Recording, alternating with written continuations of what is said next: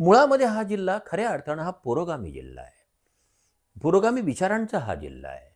कारण काय, की पहा म्हणजे अ, नाना पाटलांना हं, तिकडे ते एडे मच्छिंद्रनाथला ते ते राहत होते नाना पाटील. तर त्यांना आमच्या बीडचे लोक तिकडे गेले आणि त्यांना विनंती केली, की तुम्ही आमच्या बीडमधनं उभा राहा. आणि नाना पाटील बीडमधनं उभा राहिले आणि निवडून आले. म्हणजे कॉम्रेड गंगाधरप्पा बुरांडे हे बीडचे खासदार होते. गावडे हे बीडचे खासदार होते.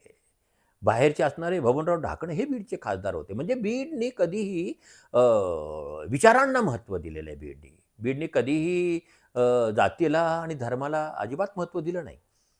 त्याची अजून काही उदाहरणं मी तुम्हाला सांगू शकतो. म्हणजे उदाहरणार्थ बीडला एक शहंशाह हा दर्गा आहे या ठिकाणी. तर हा कोणाचे गुरु आहेत शहंशाह हे कोणाचं गुरुघर आहे? तर शहंशाह हे ग्रेट मराठा सरदार माधवराव सिंधियांचं गुरुघर आहे. म्हणजे ग्वालियरला सिंधियांच्या घरामध्ये कोणतीही चांगली घटना घडू द्या, ते सहपरिवार इथे नतमस्तक व्हायला येतात. या मनसूर शाह वली दर्गा आहे तिथे. म्हणजे पहा आणि इथे बीडला शहंशाह वली दर्गा आहे. त्याचे जेवढे मुस्लिम बांधव तिथे जे त्याचे भक्त आहेत, तेवढेच हिंदू बांधव पण त्याचे भक्त आहेत. हिंदू लोक मोठ्या प्रमाणामध्ये तिथे दर्शन दर्शन घ्यायला जातात. इतकंच काय, मी ज्या शेख मोहम्मद बाबांचा उल्लेख केलेला आहे, ते मालोजीराव भोसल्यांचे गुरु होते. लक्षात घ्या.